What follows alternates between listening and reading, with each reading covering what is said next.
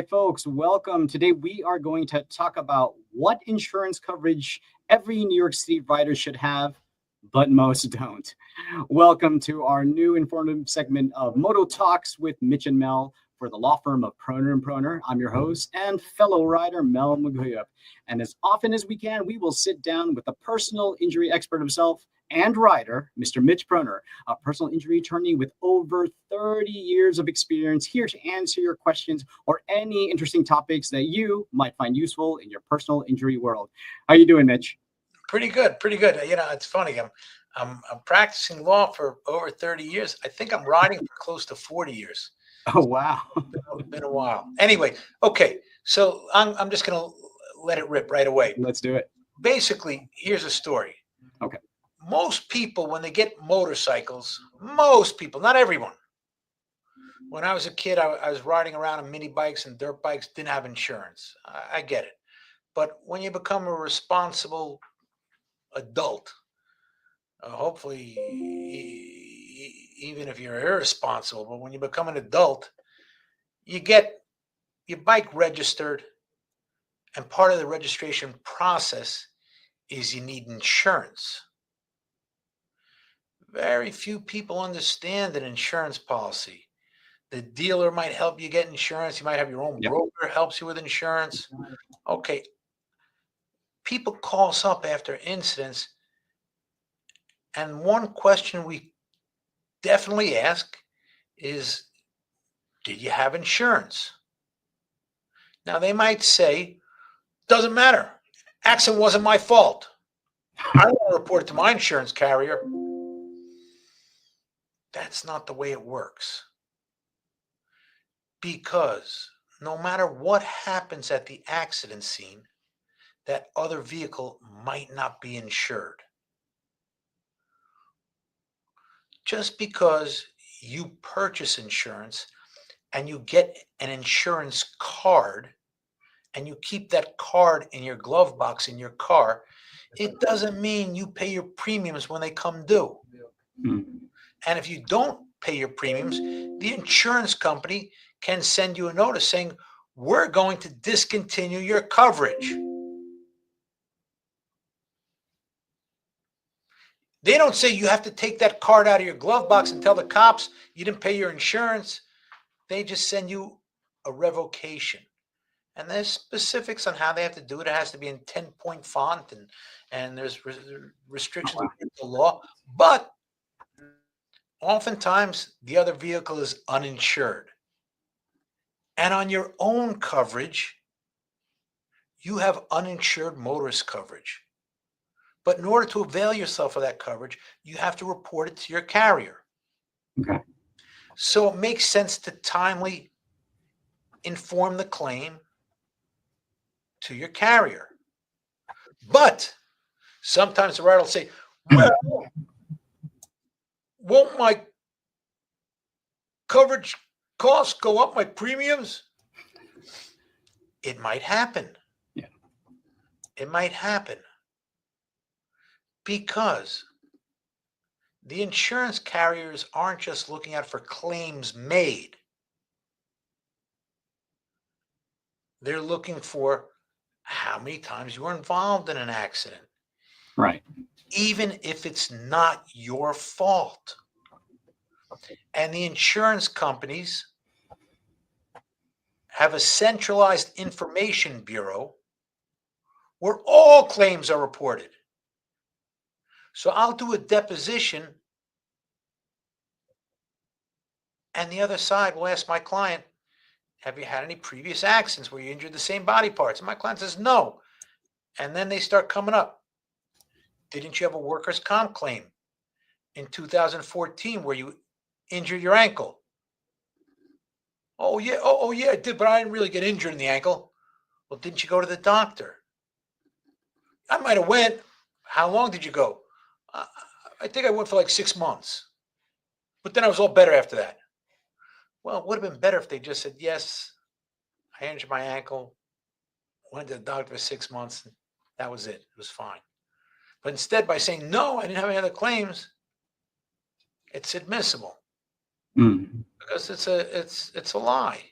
and it's admissible as proof to show you're a liar. So you're always better off disclosing the prior claims.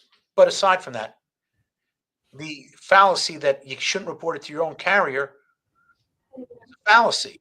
It's not true. You need to report it to your carrier in case the other side has a problem with their insurance. That's number one.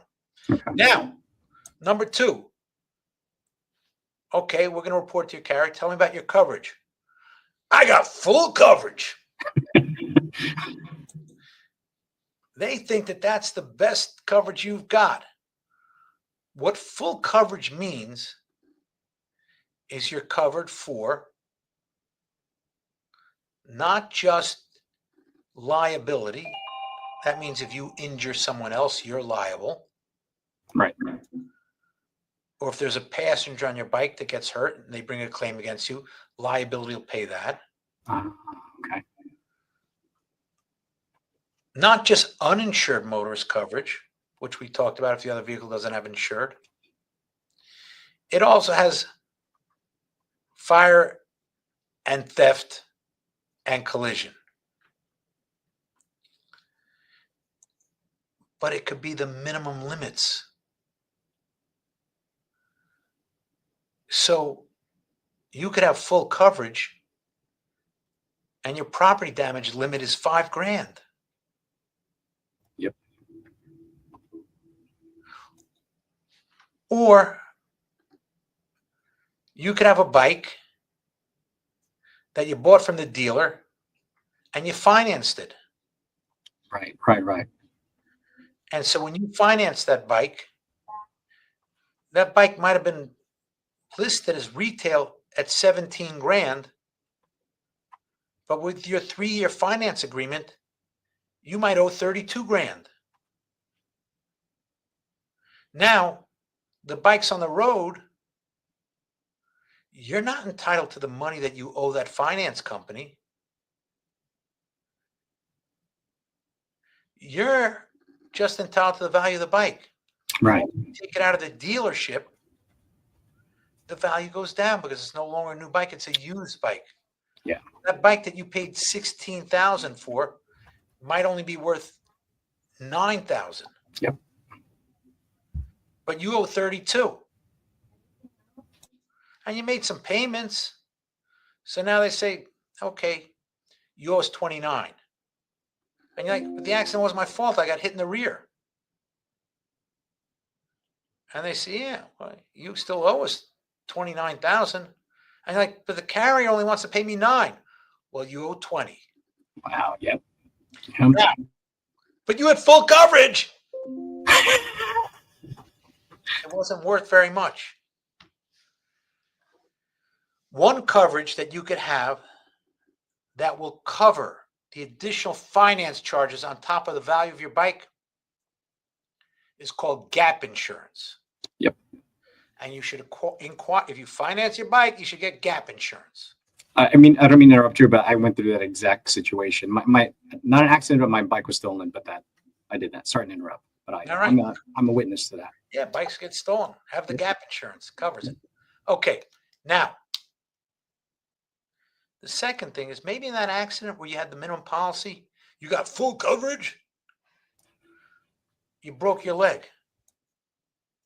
Now the other vehicle that hit you, like you, only had a minimum policy.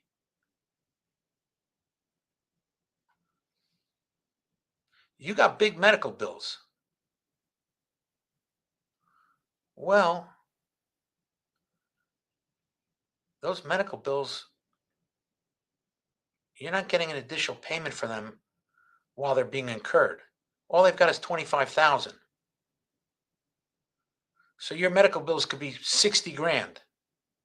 They only have $25,000. Now that $25,000 is all you're going to get. And the lawyer's going to take a third. He's not working for free. Right. So you got these medical bills.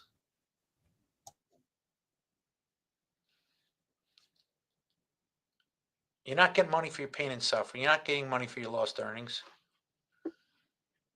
But you got full coverage. You will find that it's probably cheaper to get increased underinsured motorist limits than it does to pay for your full coverage. So if you get uninsured motorist limits of 100 grand, Right. you could get that 100 grand from your own carrier, even if the other side only has 25. Oh, Now you got 100 grand coming in. yeah. Wow. You could pay your medical bills and get a new bike.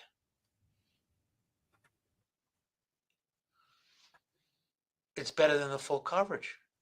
Now, if you get the full coverage, still try and get the underinsured motorist. Now, the other thing that's interesting is with underinsured motorist coverage and higher limits, Right. the additional limits, dollar for dollar, don't cost as much as the lower limits. Because with a claim,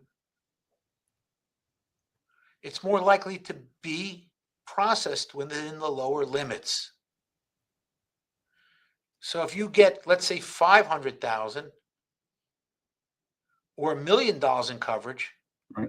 $1 million doesn't cost double what the 500,000 cost. It's just a little bit more because the claim probably won't go there. So you should get as much underinsured motorist coverage as you could afford. Okay. The other thing is, with a car, there's no fault. No fault pays your medical bills up to $50,000 and 80% of your lost earnings up to $2,000 a month within that 50,000. So it's a total of 50. That's the minimum no fault. Covers cars, passengers in cars, pedestrians. It doesn't cover motorcycles. 1978, motorcycles were excluded from the no fault law. Oh, wow. Okay. Section 5102 of the insurance law says motorcycles aren't covered under no fault, which means you're not getting money for your medical bills and your lost earnings, not right away and not until you settle your case. And if the other side that hit you only has 25,000, that's all you're getting. Now you might say, well, I want to go against him personally. Yeah, great idea. Except the person riding around with minimum policy probably doesn't have very much money. Yeah. And they're probably living paycheck to paycheck. They don't have significant savings. Because if they had significant savings in a house and everything else, they would say, no, I don't want the minimum. I better get at least 100. So the poor person that's riding around living paycheck to paycheck, what good is it if you go to court and you get a judgment against them for $2 million? They can't pay it. They have no money. And it costs money to go through the process, to pay doctors to testify and everything else. It costs money. That money comes out of your share. It's not free. So that 25,000 is going to be the end of your case. So try and get health insurance and underinsured motorist coverage. Underinsured motorist coverage. That's the type of coverage you should be looking to get. Gap insurance if you finance your bike. Yeah. And that's my best advice. Well, I had a quick question though. A lot of people, when they buy the motorcycles, they do upgrades, like upgrade the exhaust, Great question. cover. How does that factor in? Great question. People all the time call me up and I say they did an appraisal on the bike and they say it's worth 12 grand. And they say, 12 grand? My bike's a show bike. It's a show bike. And I'm like, it's a 1972 Sportster. No, it's a show bike. You don't know how much I spent on it. Yeah. So here's the best thing you can do. If you have collision and you make upgrades, okay, send the receipts and photos to your insurance carrier and say to them, I made these upgrades. I want to be covered for the additional value of my bike.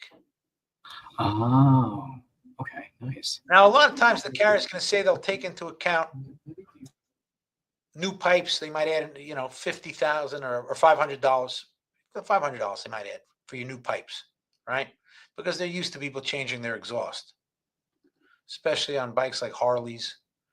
Right. People tend to do it because a lot of bikes are required to meet California emission standards, yep, and they run a little bit rich. until you change the pipes and get a fuel card and a heavy breather. And so people make those upgrades. But that doesn't mean you necessarily increase the value of your bike, and you might not get money for that. But if you send in the receipts to your adjuster or to your carrier, you're in a better position. Otherwise, don't expect just because you think it's a show bike, you're going to get the money you deserve after a collision. Yeah, that makes total sense. Well, Mitch, thank you for answering that specific question. That was amazing, and thanks for answering that really important question. That was really very helpful, even for me personally. Well, there you have it, folks. You heard it from the expert himself, Mitch Proner. Don't forget, if you need our help, give us a call at 24/7 at 1-800-321-1234, where consultations are free and confidential. That'll do it for now. And thank you for taking the time to tune in, whether it's on our podcast or video broadcast. We really do appreciate you taking this time. Please, if you haven't yet, follow us on Instagram, TikTok, Facebook, and of course, YouTube. Like, share, and please subscribe so you get the latest updates. Now, before we go, Mitch, do you have anything else you want to add? Yeah, if you see me or Mel on the road on our bikes, give us a wave. And hopefully you ride safe and keep the wheels down and the shiny part up. Yeah, wait, is it this? This is the sign, right? I only learned this when you ride by other riders. Is that it? Is that the sign? I just give this. I just give a little wave. That's all. Your foot? Okay, I do that too sometimes. All right. All right. Well, thank you again, Mitch. Thank you all for checking us out. Remember, we ride just like you. We'll see you next time. Be well.